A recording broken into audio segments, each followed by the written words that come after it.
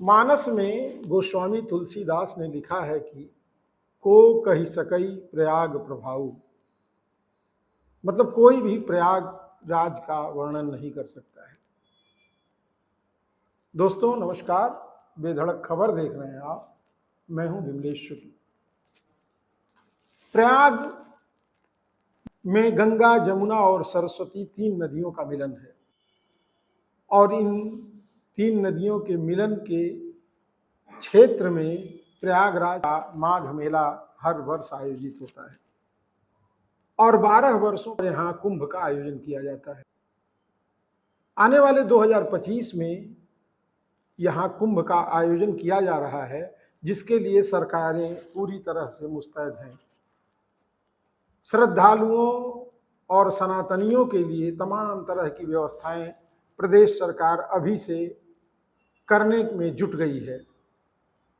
इस बार उम्मीद की जा रही है कि पिछले माघ मेले से करीब करीब 2 गुने तीर्थयात्री प्रयाग में आएंगे। देश विदेश से आने वाले लोग इस मेले में विविधता के एक स्वरूप नजर आते हैं। अलग अलग बोली भाषा, अलग अलग प्रांत, अलग अलग राज्य और कई देशों से, विदेशों से भी यहाँ श्रद्धालु गंगा में, पवित्र गंगा में डुबकी लगाने आते हैं और संगम के नज़ारों का आनंद भी लेते हैं। हजारों हेक्टेयर में फैले इस मेले में बहुत सारे नागा साधु, सन्यासी, तमाम अखाड़े, चारों शंकराचार्यों के अलग अलग अखाड़े बाड़े लगते हैं और बहुत सारी संख्या में यहाँ महीने भर रहने वाले यात्री भी निवास करते हैं। प्रयाग में ये एक अलग नगर बसाया जाता है, जहाँ के पुलिस कप्तान अलग होते हैं, जहाँ का जिलाधिकारी अलग होता है, राशन पानी की दुकानें अलग होती हैं, सरकारी सारी सुविधाएं जो एक नए शहर को उपलब्ध हैं, वो सारी सुविधाएं यहाँ उपलब्ध कराई जाती हैं। आपको बता दें कि समुद्र मंथन से जब अमृत निकला था और उस अमृत को पाने के लिए देवताओं और असुरों में युद्ध हुआ था, तो उस घड़े को लेकर के असुर भगे और तरह तरह की कहानियां हैं। लेकिन जो अमृत का कलश लेकर के भगा, उससे 16 जगहों पर कुछ बूंदें टपकी, जिसमें से 4 स्थान आज भी पृथ्वी पर मौजूद है और वो है प्रयाग, नासिक, उज्जैन और हरिद्वार। और इन चारों जगहों पर हर 12 वर्ष पर कुंभ का आयोजन किया जाता है। 12 जगह जो और अमृत गिरा, वो 12 जगहें स्वर्ग में बताई जाती हैं। इस बार का कुंभ मेला काफी महत्वपूर्ण और खास है। उत्तर प्रदेश में भारतीय जनता पार्टी की सरकार है। धर्म को लेकर के चलने वाली इस सरकार के लिए कुंभ मेले की सफलता एक चुनौती भी है। कुंभ मेले को हर माघ मेले में अरबों खरबों रुपया कुंभ मेले में खर्च किया जाता है, जहां बिजली के तार, बाढ़, सड़कें, सुरक्षा संसाधन, अधिकारी कर्मचारी लाखों की संख्या में तैनात होते हैं। उस माघ मेले में इस बार वही माघ मेला कुंभ के रूप में परिवर्तित हो रहा है 12 वर्ष के बाद।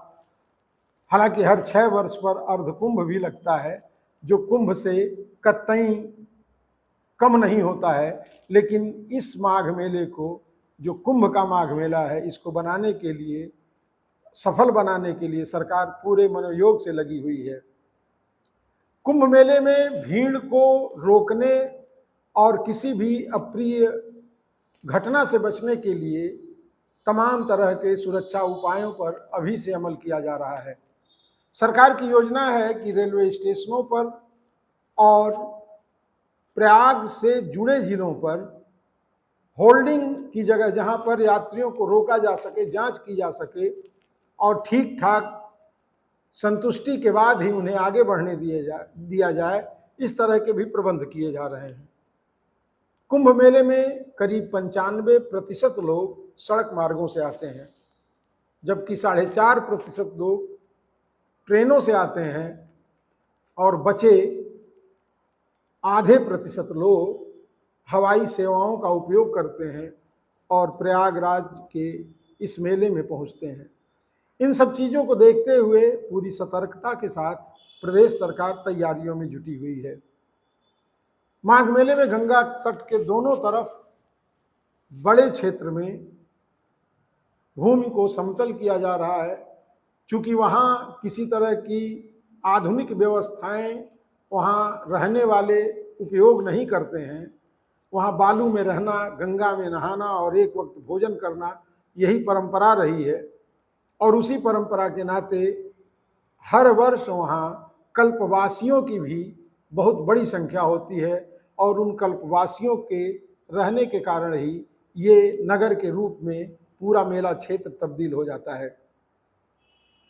इस माघ मेले में जो कभी नहीं जाता है वो भी जाने का प्रयास करता है और इस पर बहुत सारी कविताएं लिखी गई हैं, बहुत सारी चीज़ें लिखी गई हैं जो हम बहुत ही मनोयोग से सुनते हैं।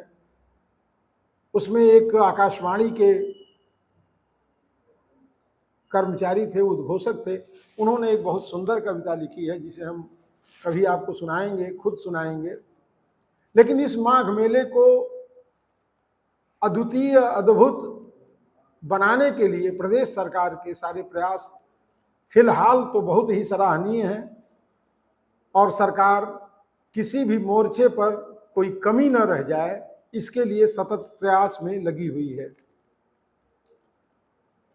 बताते हैं कि जब अमृत छलका तो राहु ने छल से अमृत को पी लिया था और क्रोधित होकर के भगवान विष्णु ने अपने चक्र सुदर्शन से उसका सर धड़ से अलग कर दिया था। और अमृत पीने के नाते ही राहु और केतु को 9 ग्रहों में गिना जाता है।